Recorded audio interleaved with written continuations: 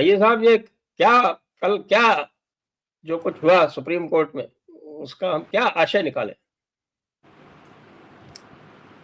देखिए, मुझे लगता है कि chief justice of India Sanjeev Khanna साहब 13 को रिटायर हो रहे हैं।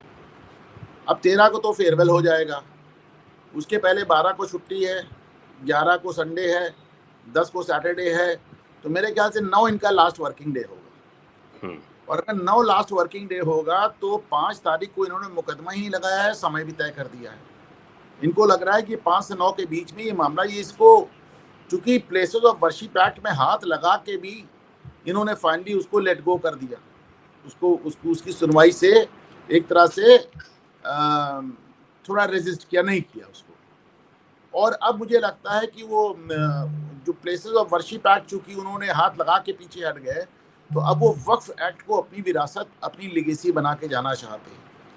हालांकि मेरा यही कहना है कि साहब, अगर उनको कोई अपनी विरासत, अपनी लेगेसी बनानी ही है chief justice of India Sanjeev Khanna साहब को, तो उनके कार्यकाल में इतना बड़ा कांड हुआ है, इतना बड़ा कांड जो पहले कभी नहीं हुआ, और जिसको कि कल जगदीप धनखड़ साहब उपराष्ट्रपति महोदय ने बड़ी शानदार, बहुत शालीन, बड़ी परिष्कृत, लेकिन इमेंसली नॉलेजेबल एंड लीगल अपनी जो उनकी स्पीच है उसमें पॉइंट आउट किया है। तो मेरा मानना है कि बजाय ये सब देखने के चीफ जस्टिस ऑफ इंडिया साहब को देखना चाहिए कि अपने रिटायरमेंट के पहले किसी भी तरह जस्टिस यशवंत वर्मा वाले कांड को दिस वे दैट वे निपटा दें।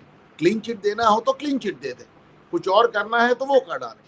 लेकिन जब इतना बड़ा कांड आपके कार्यकाल में आपके चीफ जस्टिस ऑफ इंडिया रहते हुए हुआ, तो इतिहास आपको याद करेगा कि साहब, आप भारत के प्रधान न्यायाधीश थे और इतनी बड़ी घटना हो गई और आप उसको एक ट्रांसफर और एक इंक्वायरी कमेटी बता के रिटायर हो गए। मुझे लगता है कि उनको अपनी इस लेगेसी के बारे में ज्यादा चिंतित होना चाहिए। तो पहले हम धनखड़ साहब की बात कर लेते हैं कि जो ये नुआंसेस हैं इसके। आपने बताया कि 5 तारीख से 9 तारीख तक, अब आप देखिए जो ऑर्डर आया है उसमें 5 तो पिटिशंस उन्होंने एक तरफ से लगा दी हैं, वक्फ अमेंडमेंट एक्ट नंबर 1, 2, 3, 4, 5, और दूसरे पक्ष से भी अपने विष्णु शंकर जैन जी को लीड काउंसिल बना के, और एक तो उनके हरिशंकर जैन जी की याचिका है, उसका नाम लिख दिया है। और मेरी बात हुई विष्णु शंकर जैन जी से कि अभी उसमें और जो है उन्होंने एंड अदर्स लिखा हुआ है, तो एंड अदर्स में अभी उनको और लिस्ट आउट करनी है।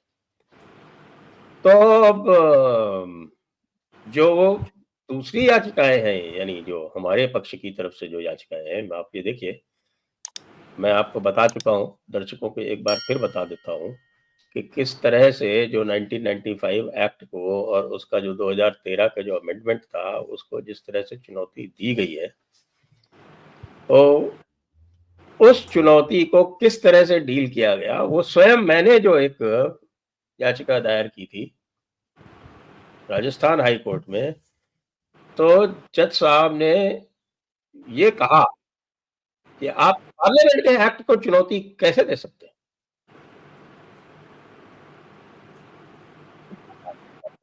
किसी इधर उधर की बात नहीं कर रहा हूँ, वो जज साहब अब रिटायर हो गए।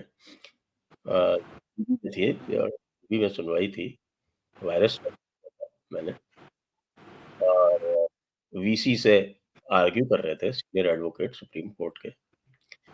No no no no no, this is all political.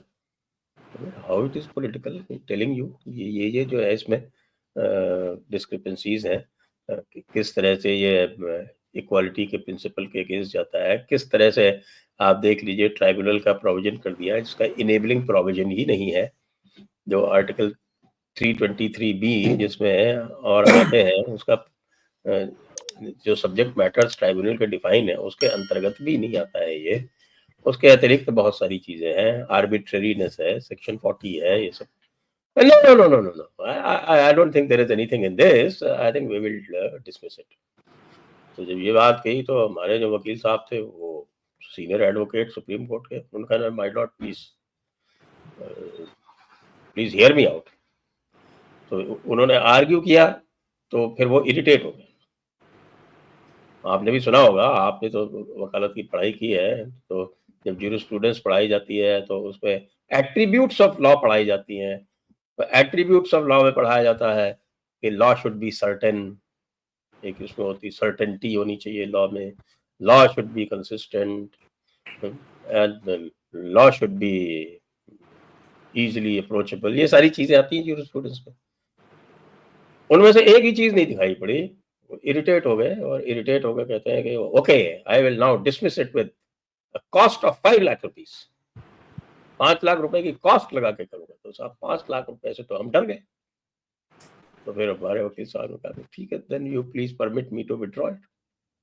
और उसमें केवल एक ही सेंटेंस क्या, 3 शब्द आए, डिसमिस्ड एज विड्रॉ। लेकिन उसके पीछे की कहानी ये है। तो इस तरह से हमारी याचिकाएं डील की गई।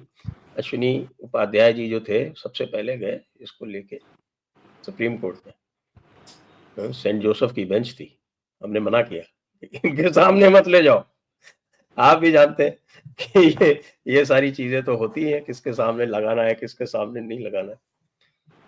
तो जब वो ले गए तो वो तो उसको वहीं डिसमिस किए दे रहे थे, तो बड़ी मुश्किल से उसको बचा के फिर ये कहा कि अच्छा आप हाई कोर्ट पे जाइए।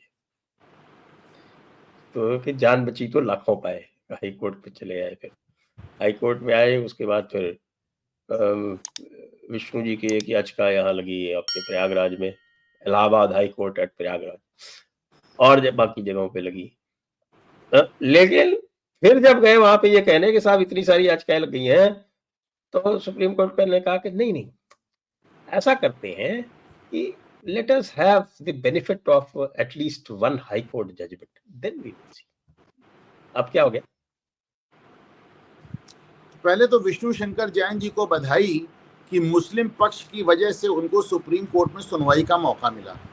पिछली बार तो उन्हें सुप्रीम कोर्ट से भगा दिया गया था तो अब वो लीड काउंसिल, हमें उनको बधाई देनी चाहिए। अब वो हिंदू पक्ष की ओर से लीड काउंसिल कह तो रहे हैं कि भाई 2 बधाई, एक तो लीड काउंसिल हिंदू पक्ष की ओर से जो होना भी चाहिए, और दूसरी बात यह कि साहब फाइनली उनको सुप्रीम कोर्ट में अपनी बात कहने का मौका मिला। पिछली बार गए थे तो ये कहे थे तो हिंदू पक्ष भगा दिया गया।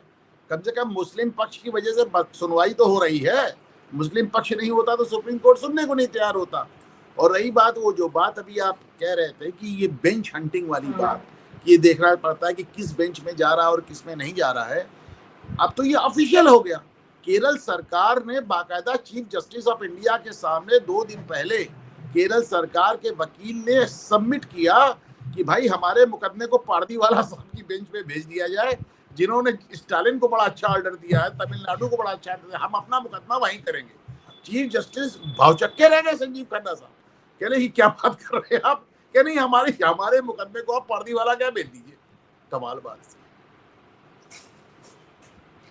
इसी परिप्रेक्ष्य में जो कल धनखड़ साहब ने कहा, आप होते आपने इस तरह की बात कही होती कि मुझे अपने मुकदमे के लिए फलाने जज की बेंच चाहिए, तो इस बार आपको 50 लाख का जुर्माना लगता। पर चूंकि वो सीपीएम का वकील कह रहा था, इसलिए ठीक था। वो तो आप देखिए, तो विशेषाधिकार प्राप्त लोग हैं। मैं तो ये जानना चाहता हूं कि कल जो धनखड़ साहब ने कहा, एक तो पहले आप दर्शकों के लिए उसको समराइज कीजिए और उसके बाद फिर आप अपनी टिप्पणी दीजिए। देखिए, धनखड़ साहब ने मोटी मोटी 3 बातें कही।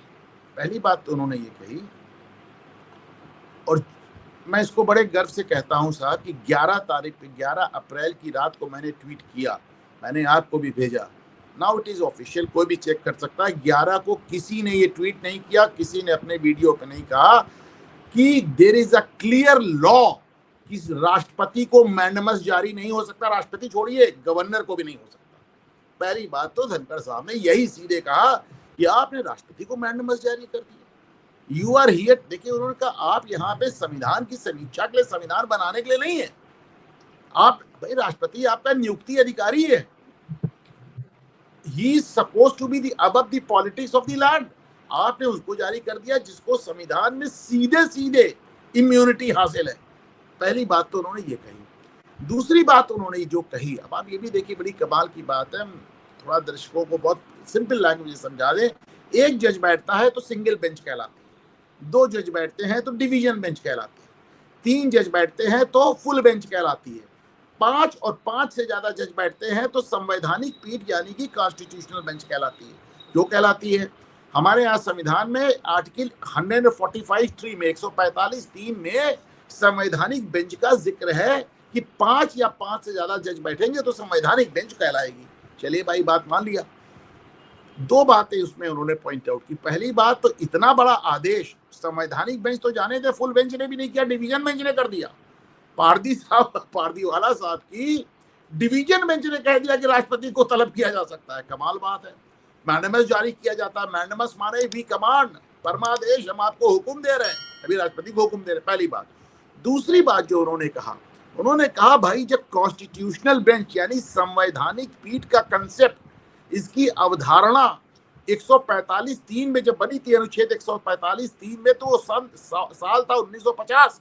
उस समय सुप्रीम कोर्ट में कुल 8 जज हुआ करते थे। तो 8 में से 5 जजों की बात हो गई, यानी सुप्रीम कोर्ट के जजों का बहुमत, वो हुआ संवैधानिक पीठ।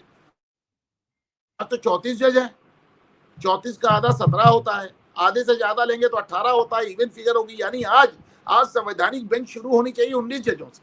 आज संवैधानिक बेंच 19 जजों से शुरू होनी चाहिए, जो 1950 में 5 से शुरू होती थी। पहली बात। दूसरी बात उन्होंने कही। तीसरी बात उन्होंने कहा कि साहब, सुप्रीम कोर्ट आज इस स्तर पे है आप कि आप सोच रहे हो, जस्टिस यशवंत वर्मा वाले केस का जिक्र किया, उन्होंने कहा आप इंक्वायरी बैठा रहे हैं। उन्होंने कहा हमारे संविधान में जजेस के द्वारा इंक्वायरी किए जाने का कोई प्रोविजन ही नहीं है। इंक्वायरी सिर्फ और सिर्फ एग्जीक्यूटिव द्वारा की जाएगी। आप कैसे इंक्वायरी, आपका कोई जुडिशियल कमीशन नहीं बना है, आप कैसे इंक्वायरी बैठा रहे हैं, आप कैसे इंक्वायरी कर रहे हो। फिर उन्होंने यहां तक कहा कि क्या ये दिन आ गए हैं कि आप ये सोचकर बैठे हैं कि चलो धीरे से मामला खत्म हो जाएगा और लोग भूल भाल जाएंगे। उन्होंने कहा साहब, जनता का, जन साधारण का कोर्ट के ऊपर से भरोसा उठ रहा है और ये एक अच्छी बात नहीं। ये उनकी मोटी मोटी 3 बातें थी। बाकी मैं कहूँगा जो कानून के विद्यार्थी हैं और जो नहीं भी हैं, उन सबको उन्होंने क्या किया है कि अपने ट्विटर हैंडल पे टुकड़े टुकड़े में अपनी स्पीच जारी की है, और जारी नहीं की है, और वीडियो के साथ उन्होंने उसको लिखित उसमें भी दिया है। चाहे तो पढ़ें, चाहे तो सुने। मैंने ज़माने बाद इतनी खूबसूरत, इतनी नॉलेजेबल, इतनी कानूनी, प्योर कानून, कोई इमोशन नहीं, और बड़े खूबसूरत अंदाज में जगदीप धनखड़ साहब ने इसको प्रस्तुत किया।